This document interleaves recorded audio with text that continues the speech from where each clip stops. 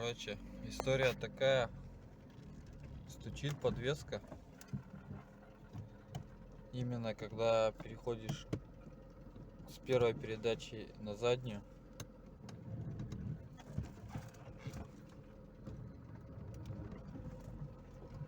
Либо при резком торможении, короче, появляется такой же стук. Глухой такой.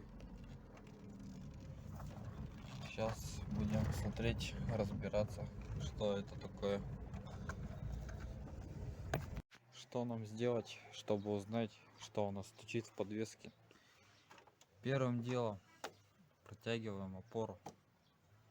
Бывает откручивается, когда неграмотный специалист ее меняет, либо собирает обратно потом стойку. Бывает такое. Пошатаем машину. В принципе, так у нас никаких посторонних шумов нету. Значит, скидываем колесо и смотрим, что там дальше по подвеске.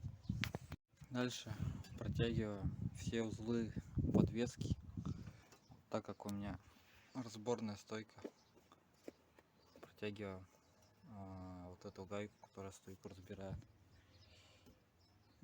Особых дефектов найдено не было, но я грешу на тормоза, потому что этот стук появляется при нажатии тормоза. И я думаю, что это вот все в этих направляшках в скобе с собой. Сейчас разберем, промажем, снова соберем. Короче, по итогу дела обстоят так. Начался дождь и работа приостановилась. Виной всему оказался поршень тормозной, потому что он не отходил, и поэтому такой стук был из-за колодок.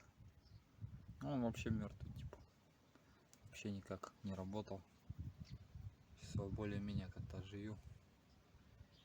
Сейчас остается прокачать тормоза и собрать все обратно.